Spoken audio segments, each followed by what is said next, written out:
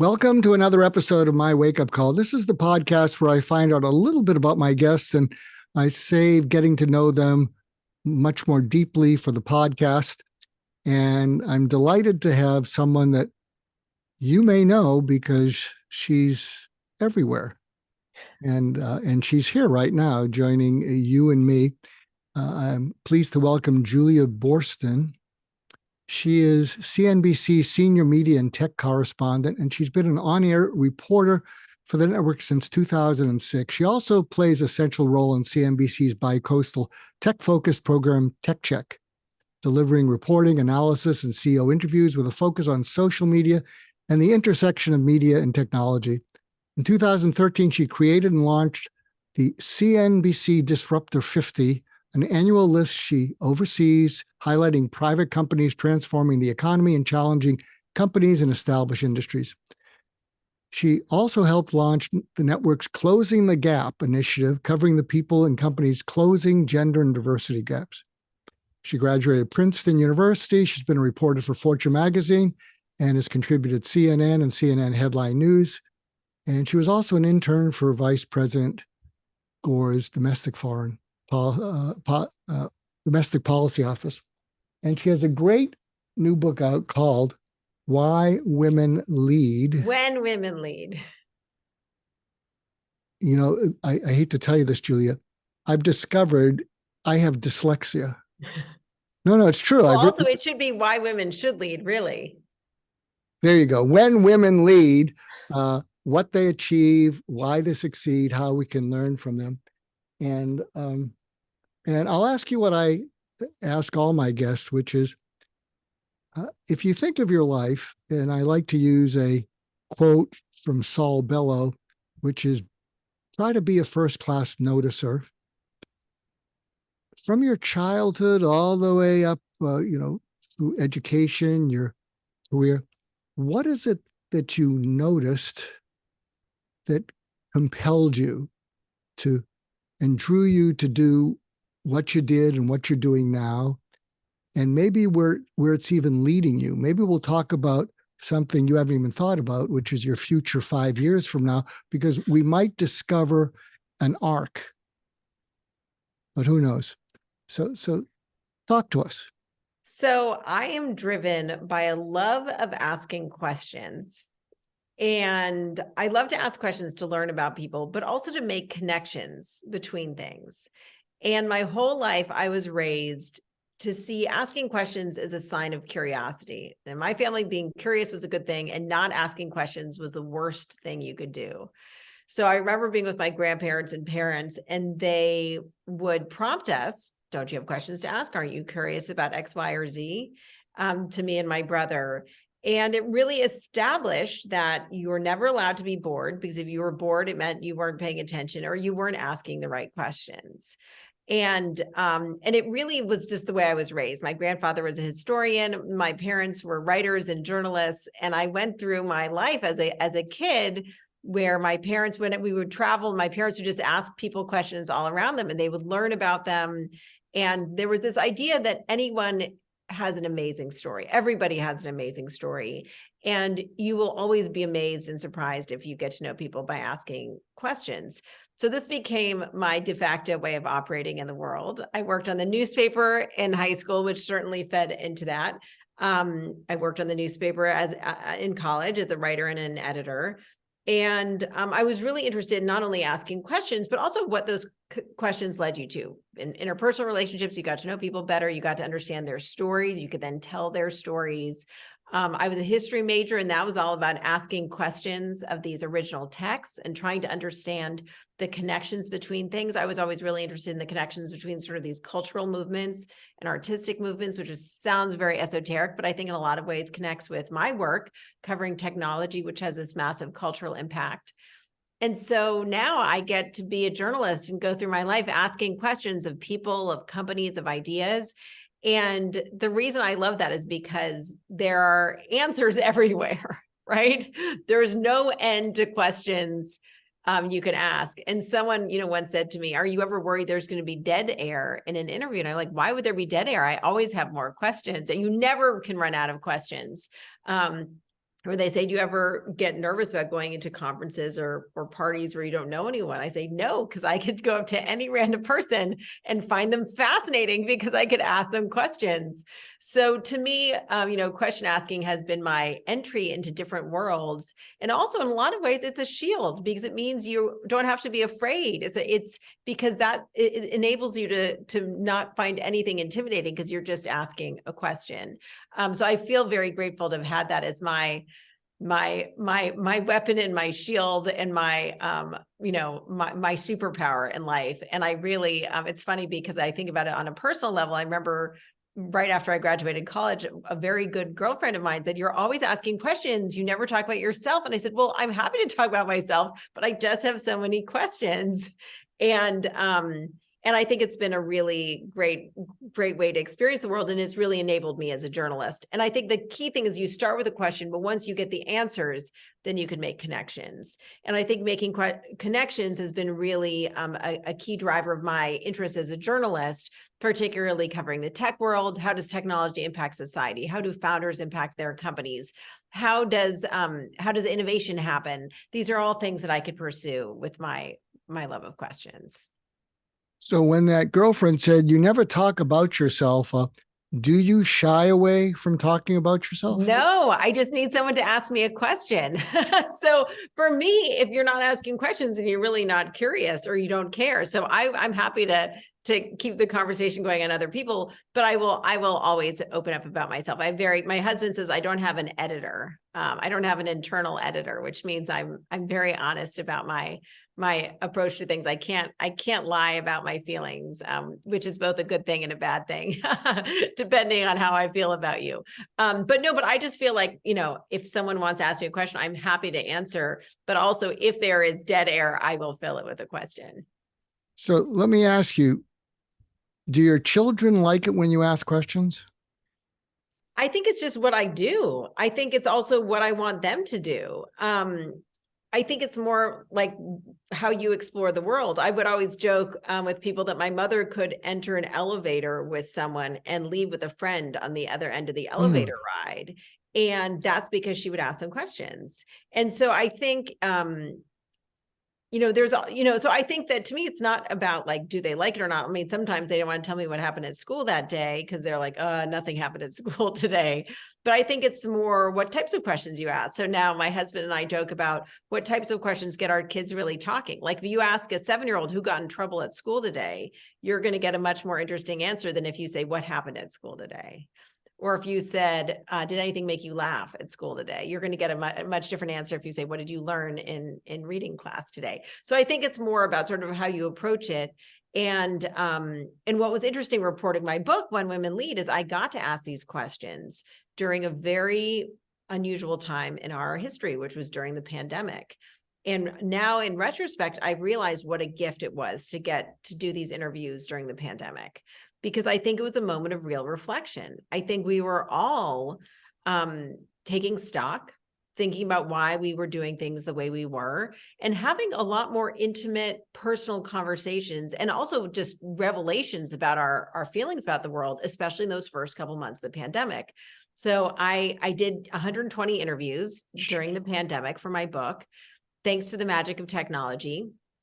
And it was funny because I included about 60 of those interviews in the book. And I went back to everyone who I included in the book and did many follow-up interviews. And a couple of the women said to me, wow, I can't believe I told you that story. Or I can't believe I opened up to you about the fact that my grandfather was a Holocaust survivor. How did we even get on that topic?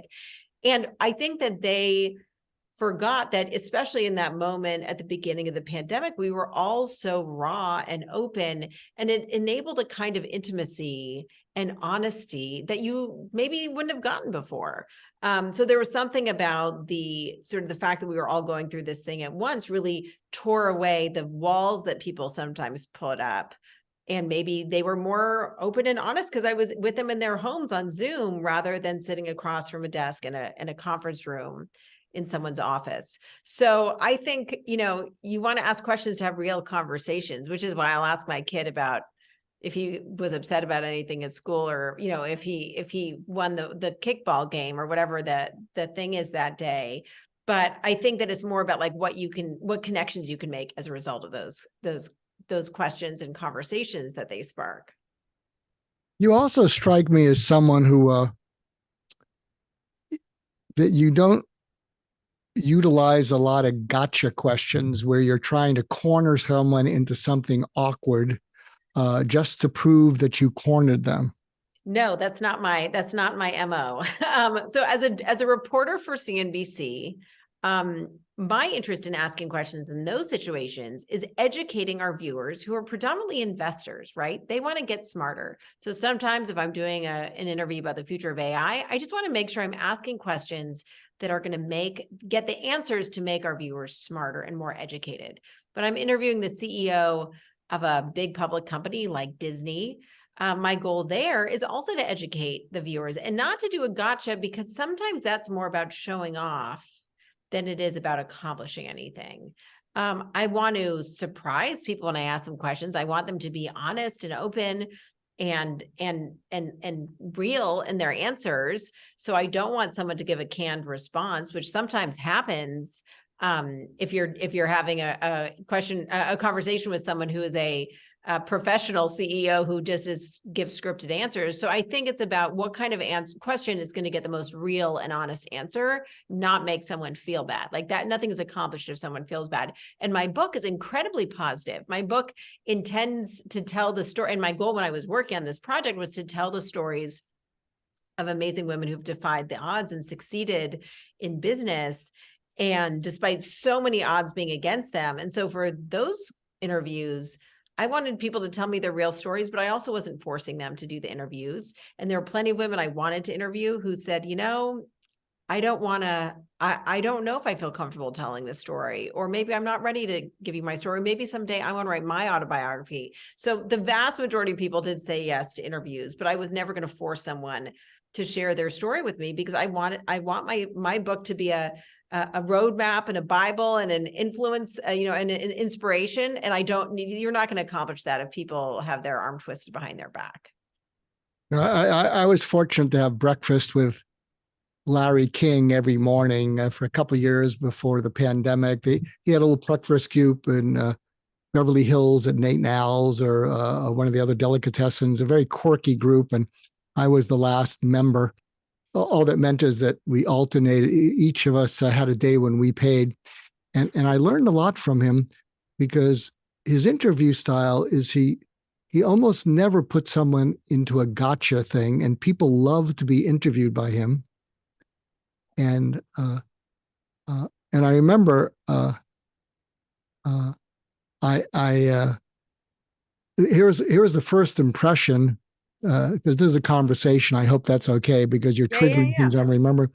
So someone had invited me to join them, and Larry was diagonally about several people away from me, and I was just listening to him. And I said, "Larry, how long have you been curious?" He said, "All my life." He said, "In fact, growing up in Brooklyn, I'd be more curious about how you make ice cream than, buying it and that sort of thing." And I said to him, well, this is slightly political, but it's my podcast. I said, I have an idea for you. There was a fellow, Sully Sullenberger, and someone was talking to him about our past president's lack of curiosity. And Sully Sullenberger said, used the term I'd never heard. He said, "I find him to be incurious." And so, and I said, "Larry, I have an idea for you," because he hadn't spoken to me. Because he was distant. And I said, "I think you should have him on your show, and you should get a purple hat. And the hat is, instead of MAGA, it's MACA, Make America Curious Again." Sounds like Larry King was a man after my own heart. Oh, yeah. And I said, "Look, people know you wear Dodgers hats. Have him on, give him the hat, and say, 'You want to do this, Sully?'" And I think he'd be over that in a New York heartbeat. And then And then Larry was listening to it, and then someone looked at him, looked at me, and said, "Larry, do you know how good an idea that is?" And then Larry looked at me and he smiled and he said, "You can come every morning." That's amazing. But to me, curiosity is so important. And then the other piece of curiosity is doing your homework so people know that you cared enough ahead of time. My whole life, I have believed in being overprepared, in part because I started as a journalist, as a young woman in a male-dominated world, interviewing men who were much older than I was when I was at Fortune magazine.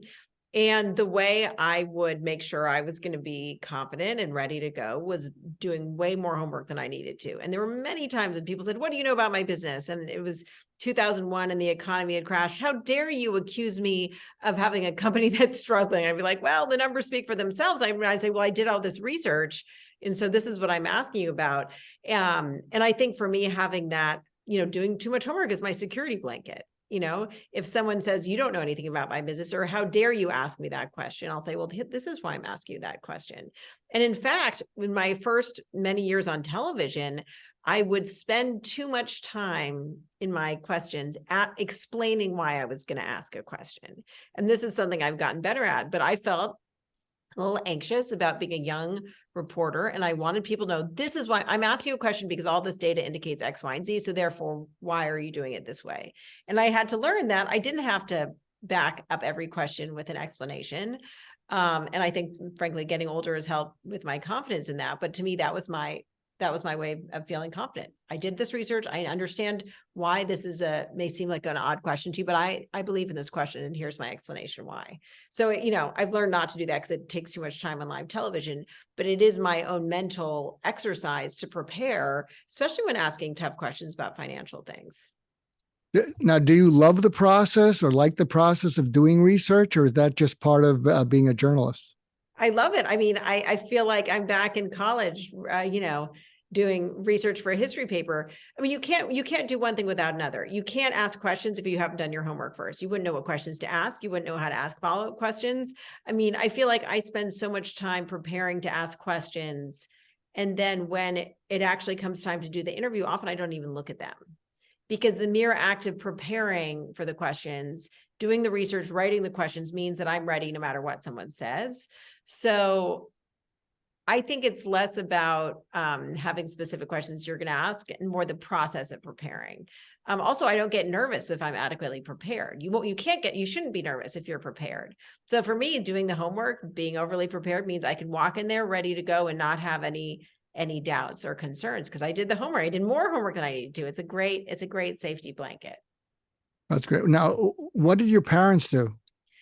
So my dad was a documentary filmmaker and my mom was a restaurant critic. And for a while when I was little, they were writers together. They worked on TV shows together, like Hotel and Fame and Falcon Crest, the TV shows of the 80s. So I thought all parents worked together. That was my assumption.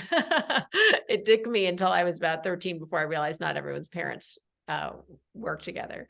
But it was a fun way to grow up. And then after they stopped writing together, they went on to do their other things, have been married for over 50 years. My dad did documentaries. My mom was a restaurant critic and travel writer. So really fun careers. What are some of the documentaries that your dad worked on? A lot of stuff for National Geographic, the History Channel, that kind of thing. Mm-hmm.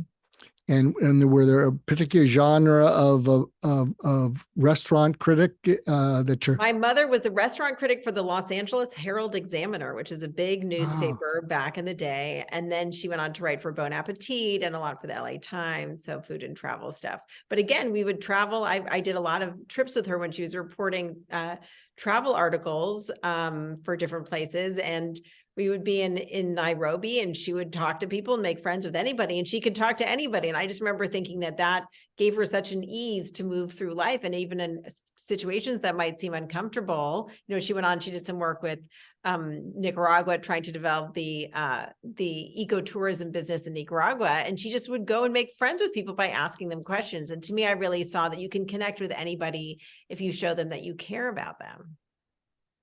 One of my favorite quotes, which you might want to write down because I collect quotes, was from a mentor of mine, Warren Bennis, big leadership guy from USC. And the quote is, boredom occurs when I fail to make the other person interesting. Yeah, that very much resonates. You just got to ask the right questions, and anybody is interesting.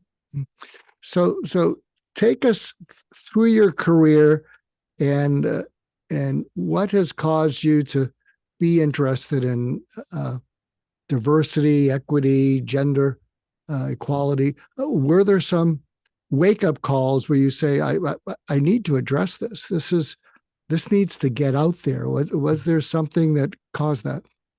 Well, I feel like even though I worked on this book over a roughly 2-year period, mostly during the pandemic, the reality is that When Women Lead is a project that had been percolating for my entire career.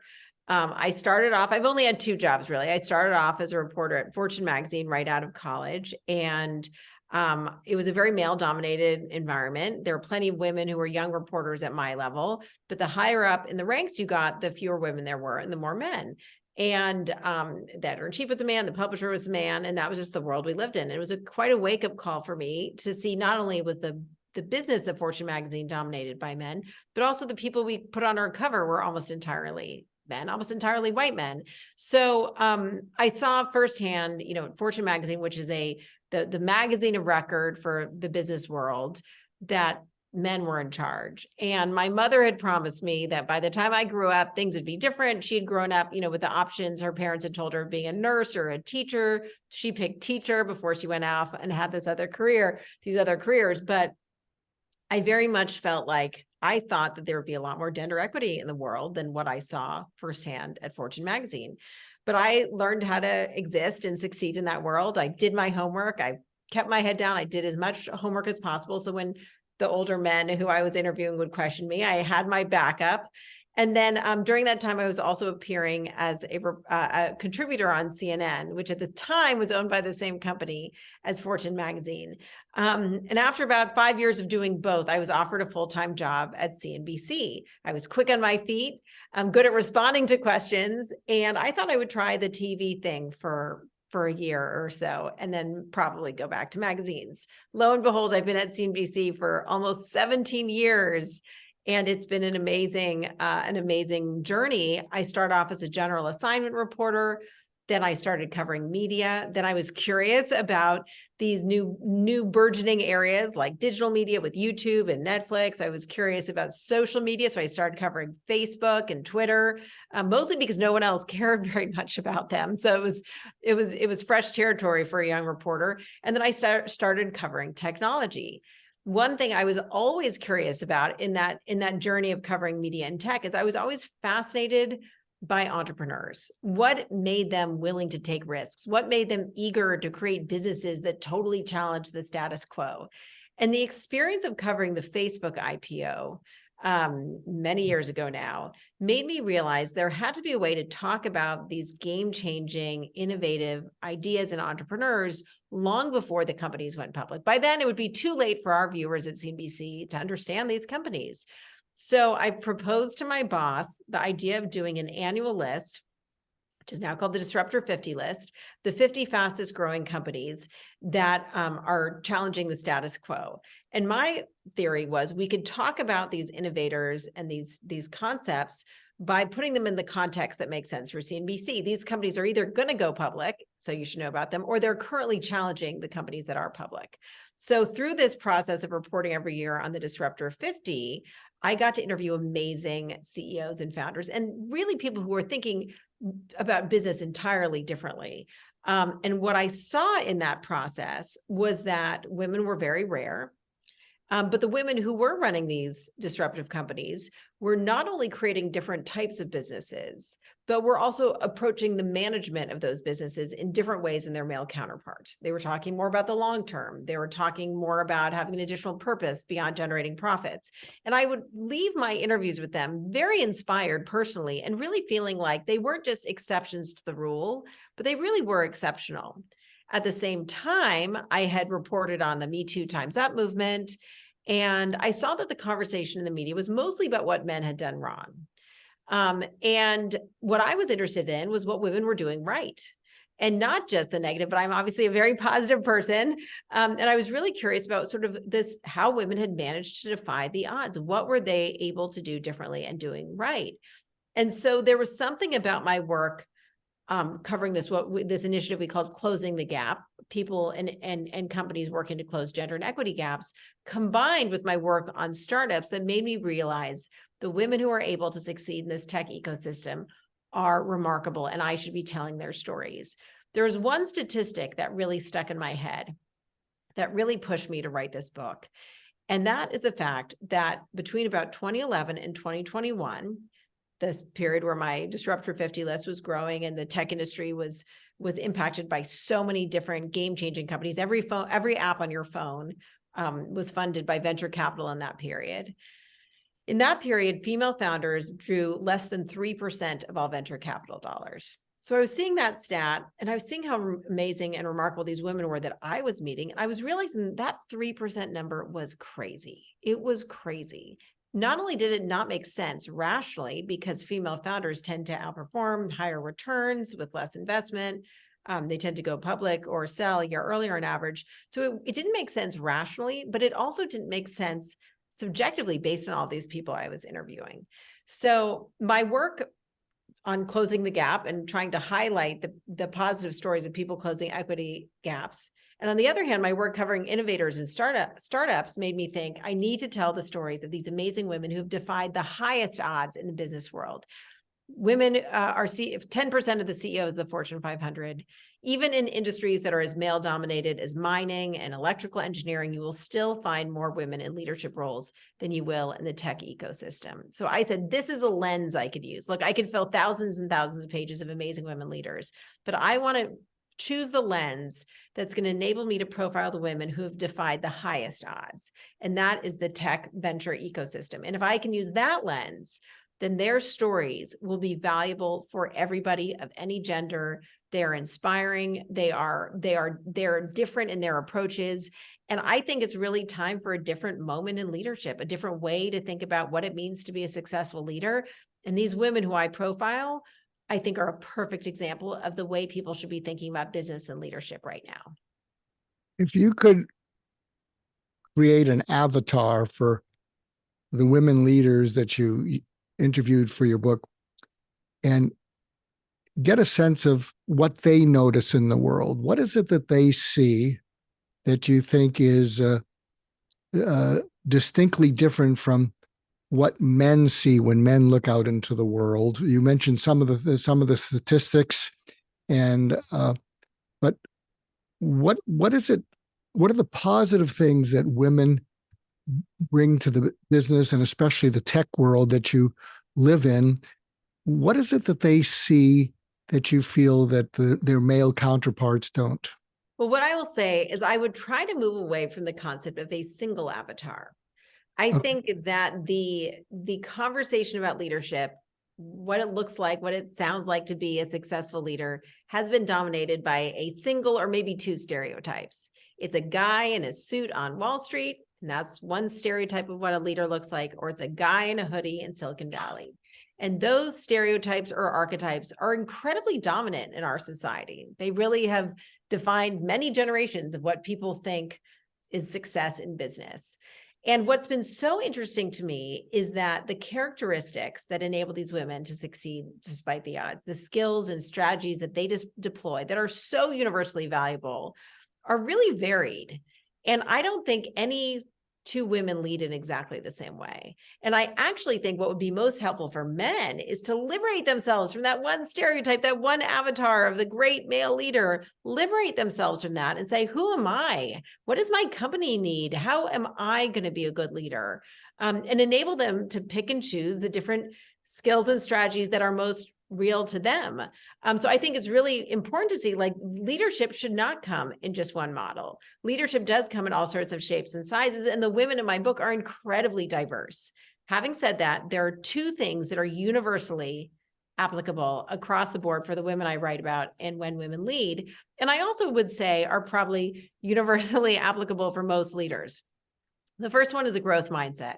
It seems so obvious, But when you think about success in business, particularly in tough economic times, particularly in times of crisis, such as the pandemic, when the situation changes dramatically, it's unprecedented situations, a growth mindset to understand both there are things you don't understand, there are things you don't know, for leaders to acknowledge they're not good at everything, and at the same time to have the confidence that they can learn to compensate for the things they don't know right now. To me, that balance of humility and confidence, the humility of what I don't know, the confidence that I can learn it, that balance is really what a growth mindset is about. As a parent, we were talking earlier, I'm a parent of 2 boys. Growth mindset is all they want to talk about in the parenting books. But I think growth mindset is something that successful leaders have their entire career. You never arrive as a leader and finish at that point. You keep on learning as a leader. No one is ever set as a good leader. The other thing is this idea of authentic leadership. And I wish I had another word to use other than authentic, because I feel like authentic is one of these words that's overused these days. But interestingly, many of the women I write about, in When Women Lead, they said, I started off trying to act like the guys in the office. I tried to run meetings like them. I tried to blend in and even dress more like them. And I realized that I was never going to succeed by trying to be like them. Many of the women told me that when I realized that I was already not going to fit their expectations of what a leader looked like, then I could lead in a really authentic way, that in many ways being liberated because they were nowhere near that male archetype of leadership. Then they said, forget it. I'm already going to not do it that way. So I could do whatever way actually makes most sense to me. And I think that idea of truly authentic leadership in finding the thing that takes a lot of self-reflection and hard work to say, what am I really good at? What am I terrible at? What do I hate to do? What do I need to push myself to do, even though I hate it? What do I need to hire someone to do because I'm never going to really figure out this piece? I think that kind of self-knowledge and authenticity is really key. And then having said that those are the 2 most overarching traits, there are these skills and strategies that women are more likely to employ in leadership, which I'm happy to talk about, but I didn't want to interrupt you. Do you think women are more self-reflective than men? I don't know. And I'd like to go back to the data on most things. I don't have data on that in particular, but I do think the fact that they don't fit the stereotype does enable them, the ones who succeed, to say, I don't fit that stereotype. Who am I really? If I'm going to succeed and not look anything like them, what do I have to do? And so I think sometimes that feeling of otherness can push people to be a little bit more aware of their own unique skills and strengths. Certainly the ones that succeed, I think so. As a parent of, your children are not super young. One of the things that some of the women that I've worked with have said is, we don't like humiliation, but our children humiliate us every day. They're at a store. My children humiliate me. What does that mean, to be humiliated by your children? No, it means, they're unrelenting. You're there at the T-ball game. They want something. They won't let it go. And a mother's response, I happen to be a grandparent of 4 grandchildren, 4 and under. So I watch this. I watch my grown daughters and I watch their husbands, and I can see that there's a different understanding between my daughters and my grandchildren and my son-in-laws and my grandchildren. And I think it informs a different understanding of the world. And what do you mean by that?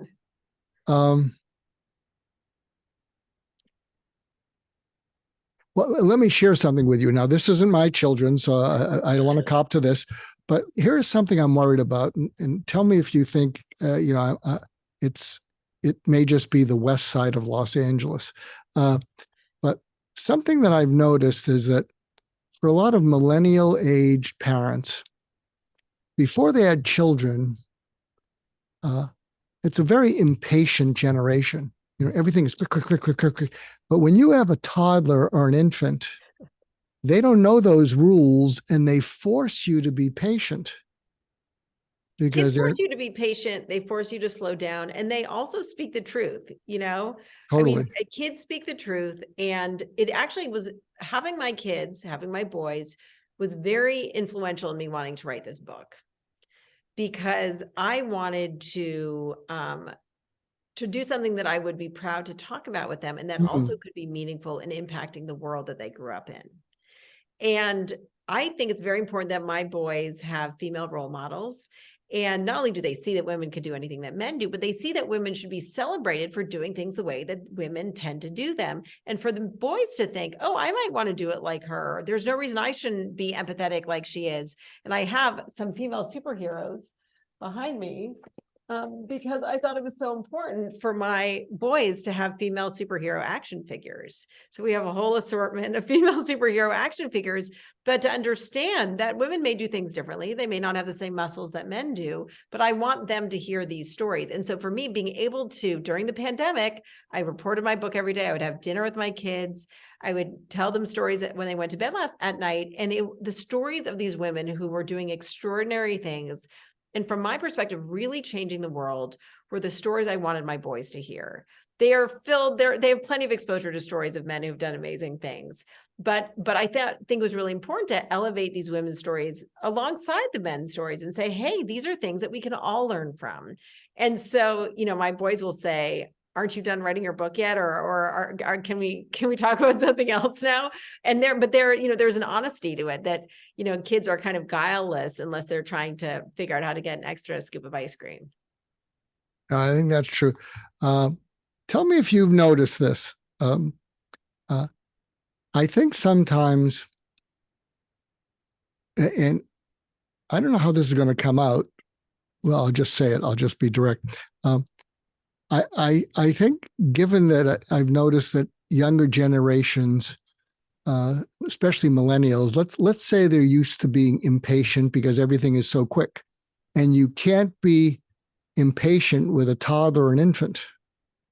And something that I've observed just in the generation is a number of moms get frustrated. They're tired, they're working, they get frustrated with their children not going to sleep, not falling asleep, not finishing eating, not getting into the car.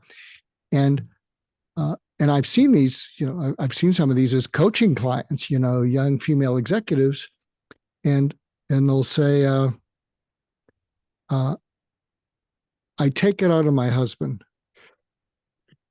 Well, what do you take out?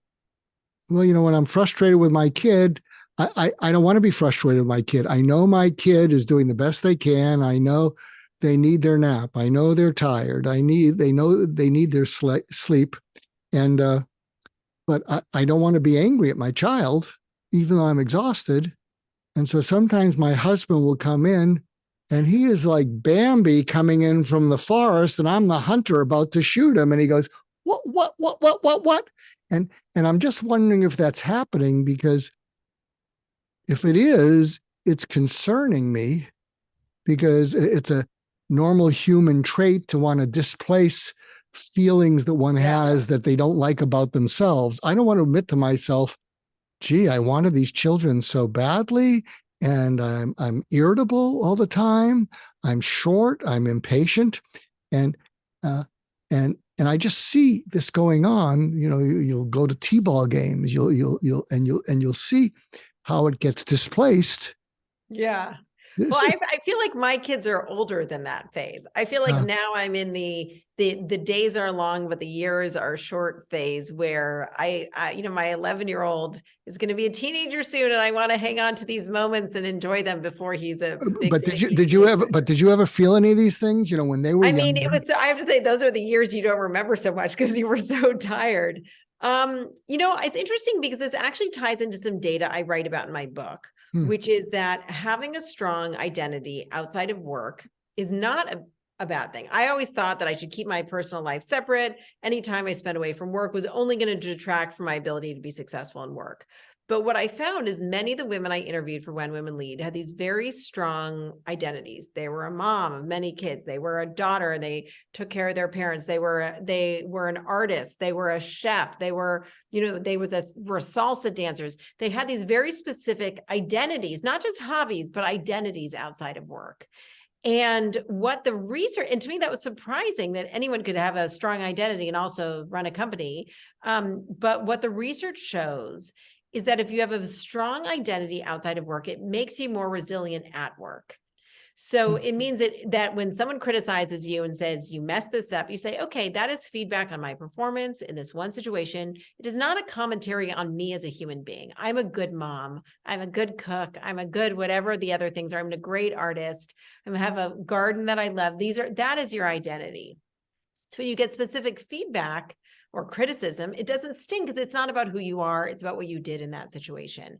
And so it's so interesting to think how, women have been told never to have a strong identity outside of work because it would be a distraction, that ultimately it can bolster you and bolster your ability to succeed in the workplace. So for me, if I had a tough day at work, I loved coming home to my kids because, first of all, they didn't care that I just fumbled a word on live television. They really didn't care.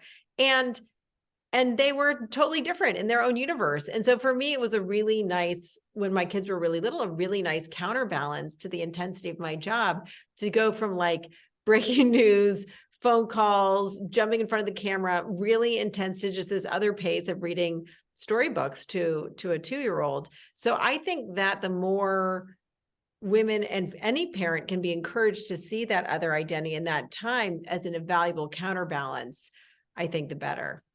Have you run into, well, I know this is true of men, where they make their business too much their whole identity? I mean, well, I think before I had kids, it really was. And now it's really, it's my kids are the most important thing. That was the thing that I think actually gave me more confidence at work. It's because once I realized I had my first son, I was like, oh, this is the most important thing. Then the stakes didn't feel as high at work. And I knew that if I messed up, it was going to be okay because I'd come back the next day and do it again. And I also, it really sort of pushed me not to be as afraid at work because I knew that it didn't matter as much as what was happening at home. When you had your first child, did you develop a maternal side that you didn't know you had? Well, I knew I really wanted kids, and I was very maternal with my little cats that I had before. But then of course, I mean, I was totally, what was interesting? I'll answer your question this way. I did not know how I would feel on maternity leave. I had a very fast-paced job. People were like, oh, you're going to go nuts on maternity leave. You'll be so bored. I was like, oh, maybe I will. Who knows? But then I gave birth to my first son. And I was like, this is the most important thing. And I loved monotasking. What I thought about maternity leave is like, I was monotasking. I was no longer in this TV business reporter role of multitasking. I had one job, and that was to be with my baby and to breastfeed and to change his diaper and to do the thing. And I was so focused on him, and I knew it wasn't going to last forever. It only lasted 3 months before I went back to work. But I really loved the feeling of just being able to focus my energy in one area. So yeah, it brought out a whole nother side of me. And, I think I was nurturing and in many ways probably maternal with my friends and family and husband and cats or whatever before, but it's obviously different when you have kids. Have you ever heard of a fellow named Thatcher Wine? No. He wrote a book on monotasking, and I have to look it up now. You will, and he might be a good interview. He has a company called Juniper Books, and he's a close friend of Gwyneth Paltrow. They've known each other forever. And but what Juniper Books does, it's based in Colorado, but they design the private libraries for the Steven Spielbergs, the Gwyneth Paltrows, wow. And he's been in New Yorker magazine and New York magazine because people will collect these first editions, but he has a book out in the last 6 months.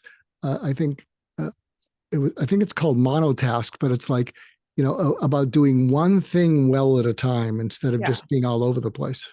And I think I never really understood that until I had a kid. But it's interesting, Gwyneth Paltrow, I write about in my book, and I think she's a remarkable leader. Again, in a way that's very female and not at all traditionally archetypally male. because she deployed some of these skills and strategies that I write about. And for her, what was so interesting is seeing the way she deployed vulnerability, not only to make herself a more compelling collaborator, but also to sort of change the way she ran the business, and also to make her compelling as a content creator. So she's a perfect example of someone who took these skills and strategies that are considered traditionally much more female, that are things that many women may learn more about when they are mothers, but are just traditionally female things. And I would say also notably, these are things that are all socialized. I mean, what was so interesting to me is, I'm not a biologist, I'm not a doctor, I'm a journalist. And to go back to the idea of asking questions to understand how these women defied the odds, that led me to find these key skills and strategies that women are more likely to deploy. That led me, again, asking more questions, led me to all of this academic research. I thought it's not enough if I just say, here are women who are doing these awesome things and here's how they're doing it. I wanted to understand why their approaches worked so well. So, for instance, Gwyneth Paltrow, she was someone who was talking about how she used vulnerability to admit when she didn't understand what was going on in a business meeting. And then all of a sudden the floodgates broke and all these people were asking questions about these acronyms that were being thrown around that nobody fully understood. And that really was a turning point for her as a CEO, where she said, I'm not going to make people afraid to ask questions. I want to make people feel comfortable asking questions. Or when she was vulnerable about her own struggles with postpartum depression, and that made her readers really connect to her. But so, for instance, when I did those interviews, and a number of other women talked about how they used vulnerability to build better teams or to enable people who worked with them to feel like they were going to have autonomy, that led me to the academic research. How does vulnerability tie into leadership? What I found is that women are more likely to deploy vulnerability in professional situations, and that women actually have great success in using vulnerability in leadership. So vulnerability can be deployed strategically by anyone of any gender in a leadership situation, but it is women who tend to feel more comfortable with that. So to me, that was a really interesting sort of string of questions. What are these skills and strategies being deployed? Why is it that they're so effective? And are women more likely to use them? So I'm happy to tell you about some of the other ones, but for me, the Gwyneth Paltrow one was interesting because she sort of showed her vulnerability, both in her leadership approach and in the content of what her company was itself. And that led me to do research about the value of that skill set. So can you, many men still think vulnerability is a sign of weakness. Don't show vulnerability. So can you speak to that and speak to a way to make a compelling and convincing case for my male listeners about how vulnerability can be helpful as a leader? I'll do the same with empathy as well. So to quote Katrina Lake, who founded Stitch Fix, she said, nobody wants to work for a know-it-all.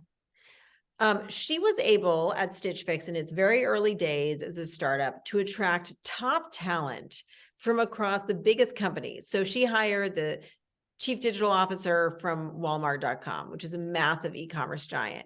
She hired the head of algorithms from Netflix to come to her little tiny startup to figure out algorithms for Stitch Fix. So many people told me that Katrina Lake is a talent magnet. I said, what does it mean to be a talent magnet? I went for the research. I was like, what does the research say about how anyone can be a talent magnet? Everyone should be a talent magnet. There was no real research about it, but what there was is this idea that leaders who empower their team with autonomy and agency have teams that feel not only that they can take something and run with it, but also feel good about being part of that team. And what that really comes down to in a lot of situations is a leader saying, look, I got this thing. I'm really good at it. I know I have X, Y, and Z figured out. What I don't have figured out is this other thing. I know nothing about that. I want you to come and I want you to build that thing for me. I will not micromanage you. I will not tell you I know more than you do. I'm going to empower you, give you agency and autonomy, and you're going to take that and build whatever the biggest version of that is that you can build. And that acknowledgement of one's own lack of expertise can be incredibly reassuring, especially if you're in a field where people tend to micromanage. So that's how vulnerability can be deployed strategically. You shouldn't say, oh, I don't know anything about anything. That would be inauthentic. What you should say is, here's what I know, here's what I don't, and please help me with this thing that I'm really struggling with. That's how you're going to have a team that's engaged and pushing things to their own personal limit.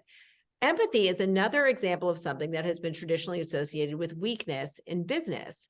But in reality, empathy can be really strategic to helping leaders in so many different ways. So empathy is something that women tend to be better at than men. I have a test on my website, juliaboorstin.com. It links to this test that shows how high your empathy quotient is, which is all done by your ability to read what someone is feeling or thinking based on a black and white photograph of their eyes. So I took this test. I scored really high. I made my husband take it. He did not score so high. But I said, we can work on this. And that's the reality, is that it's important. We went back through the results and talked about how you can get better at empathy. Empathy can be essential for business success because empathy is not the same thing as kindness or compassion. I cannot tell you how many people on my book tour have said, empathy is just being nice. That is not what empathy means. We have to define our terms. Empathy means the ability to relate to what someone else is feeling or thinking. If you are negotiating with someone, you will be a better negotiator if you can be empathetic to that person's point of view. If you are trying to motivate a team of people who are having a hard time, you want to be empathetic to what those people are feeling or thinking. So whether someone's on your side or someone you're negotiating against, you need to be able to understand where they're coming from, because you will do a better job working with them. So I think this idea of strategic deployment of empathy is so essential. And also for so many of the women I write about, their empathy for other people inspired them to create all sorts of new solutions. One woman who is a doctor, Dr. Toyin Ajayi, she was working in Boston Medical. She saw that the patients coming in didn't really trust the system. They weren't complying with their protocols that the doctors had given them. And she was also empathetic to their overall situation. These were people sometimes who were unhoused and they were being sent back out into the streets. So she said, I, as a doctor, cannot really help these people just by being a doctor. I need to be empathetic to them as individuals. And I also need to look at the big picture, which ties into another skill that women are more likely to have. And she said her empathy for these patients inspired her to create a new company called City Block Health.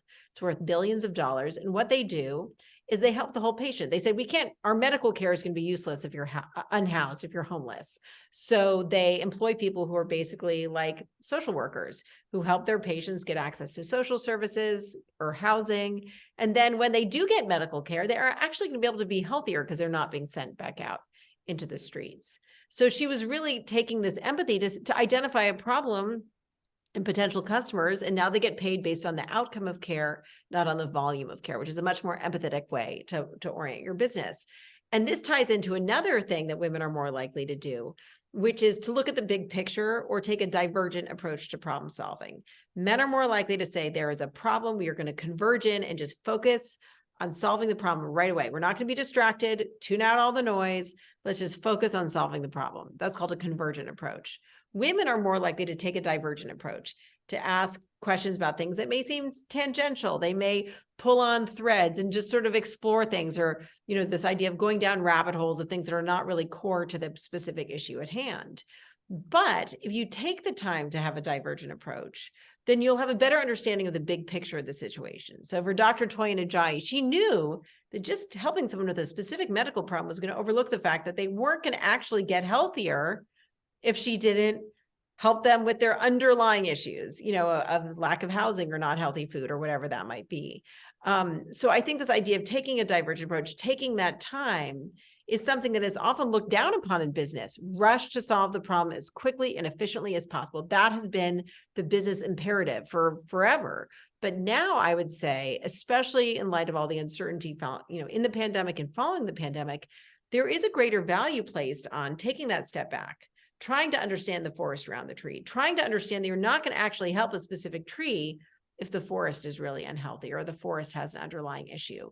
So I think so many of these things that were considered a waste of time, whether it was empathy or vulnerability or a divergent approach, actually turns out to be very helpful.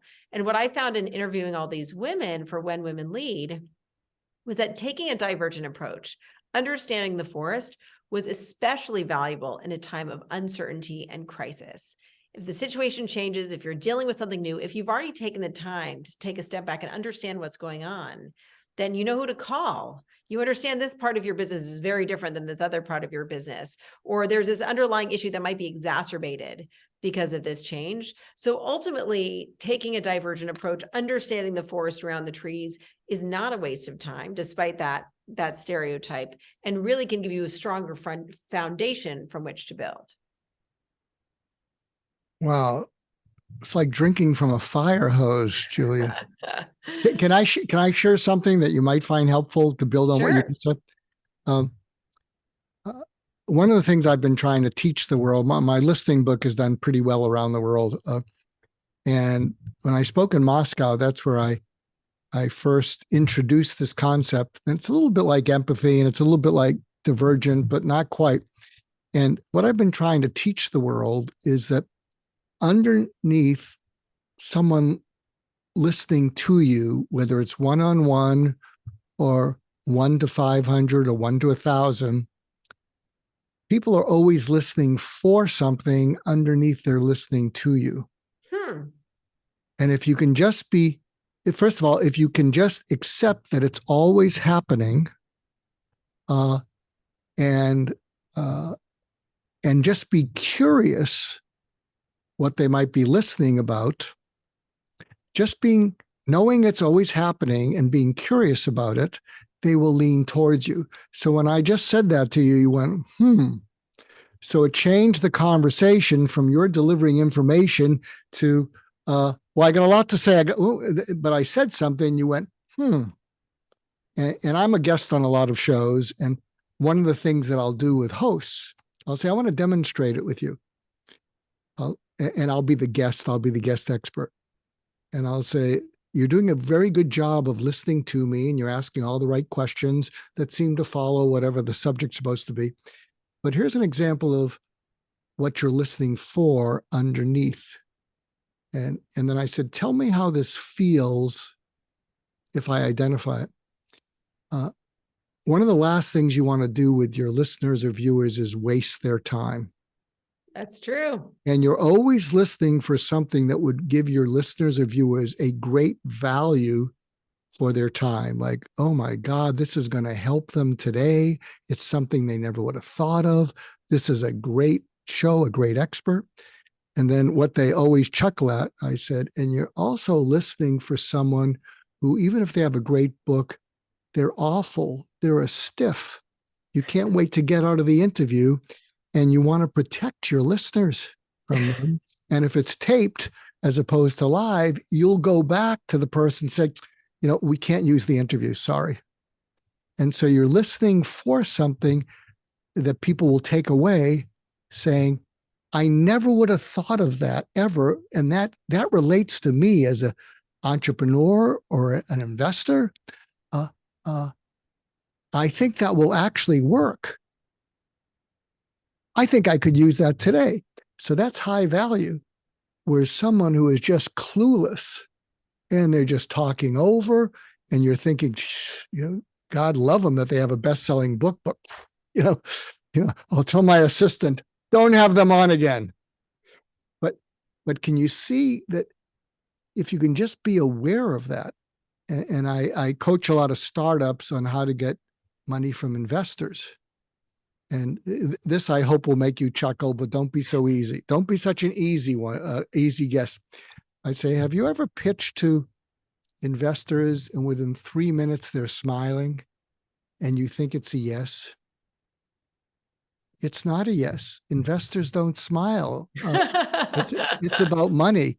They're smiling because they've seen 3 slides and they're done with you, but they realized how much effort you put into the deck and they don't want to be rude. So they're smiling because they don't want to show you, they don't want you to catch them that they're done with you.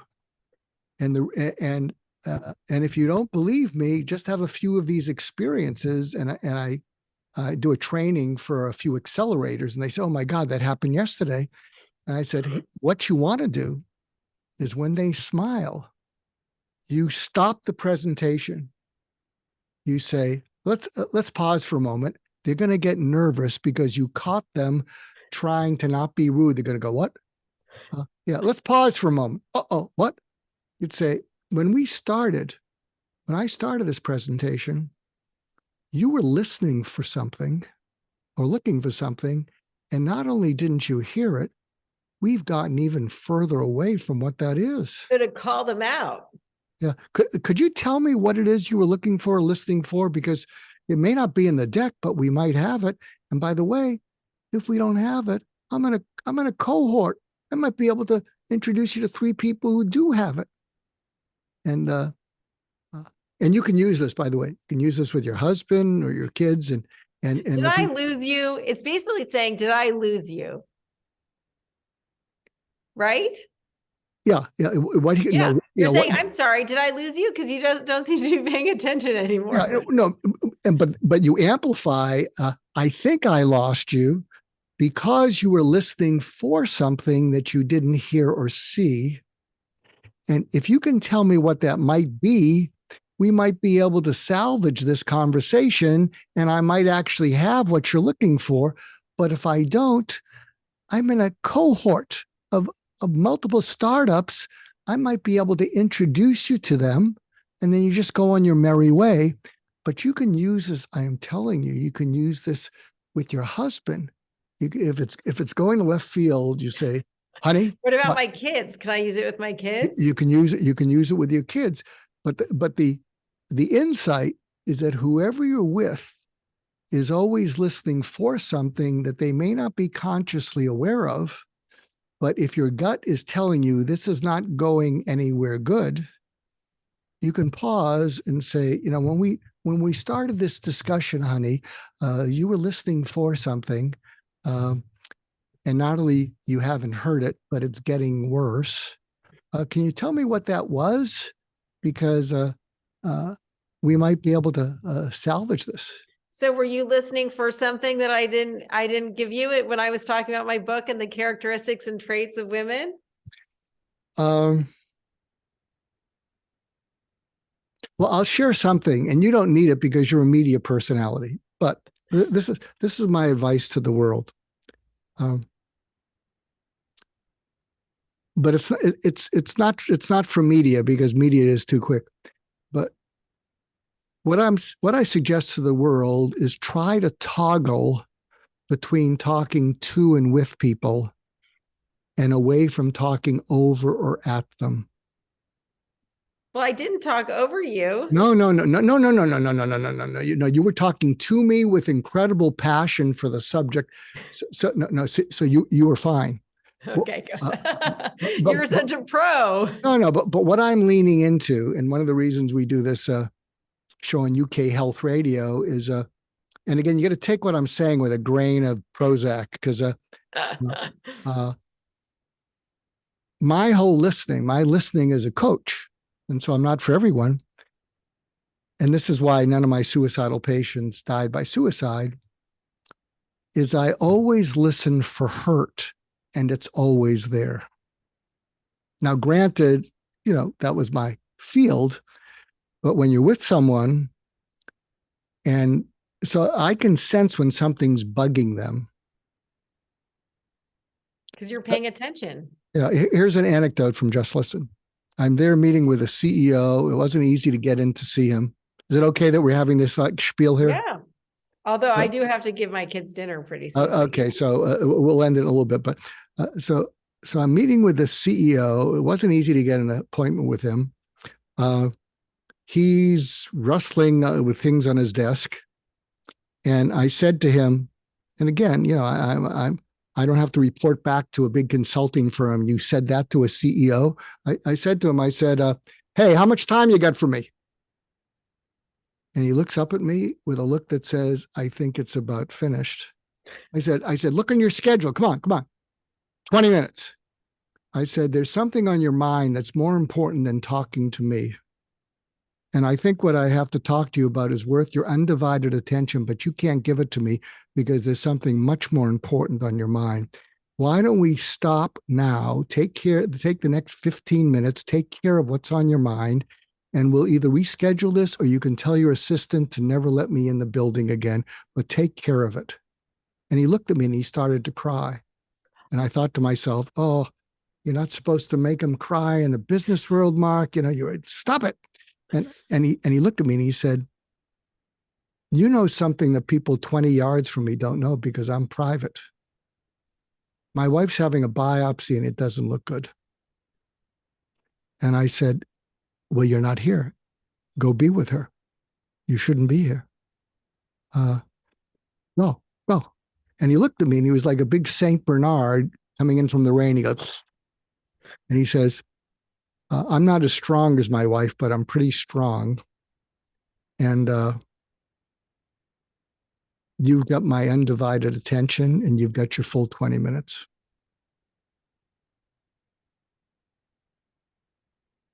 Pretty amazing. So can Amazing you get how much people just want to be seen and heard. Even when they're hiding something. Yeah. Like you're hiding, I got to get dinner done, Mark. So where can people find out more about you? And we'll just cut it there, Julia. Oh, no, but you're so awesome. And I don't want to cut it there. They can find more about my book. They should read my book. I think that I really hope your male listeners will read my book, because I think they will find it really interesting and really surprising. And I hope my book can serve as a little bit of a roadmap for people to find amazing things about themselves echoed in these leaders who have defied the odds. And I want people to see that ordinary traits, ordinary things, even things about themselves that they've always hated or felt like have prevented them from being successful in business, are actually things that can be their business superpowers. And I think about so many of the women I talk to who are introverts or have introverted tendencies, and how they always thought they would prevent that fact would prevent them from being a CEO. But in fact, they saw how understanding that about themselves and even leaning into this fact about themselves they'd seen as a flaw, they could actually deploy it as a superpower. So I want people to feel liberated to be not part of that, trying to be like an archetype of a male leader, to be like whatever kind of leader they want to be and they should be for their team. And I also think the stories of inspiring women are really, really hopeful, and it makes me very, very hopeful. So I hope your listeners will read When Women Lead, and not just the female ones. And you can find more on my website. And in fact, you've probably done the empathy test, but your listeners can find the empathy reading the mind through the eyes test on juliaboorstin.com. And what I think is so amazing about all of this stuff, whether it's listening or curiosity or empathy or taking a divergent approach, all of this can be learned. No one is fixed in their ways. We are all constantly evolving and growing. And that's what makes all of this so accessible. None of this is out of reach. So here's icing on the cake, because we're going to sell some books to male leaders. If you're listening into this, why you must read this book but you have to at least flirt with a growth mindset. If you have a closed mindset, 100%. Forget about it. But if you pride yourself in having a growth mindset, it will enable you to understand the women in your organization so deeply and so well that when you then demonstrate it to them, they are going to cry with appreciation and they will do anything for you. That is quite a sell. That's why they're going to buy it. Anyway, my friend, thank you. You were delightful, and go take care of your children and try to listen to your husband. I'm sure he'd like that. Thank you so much, Mark. I really appreciate it. Take care. Bye-bye.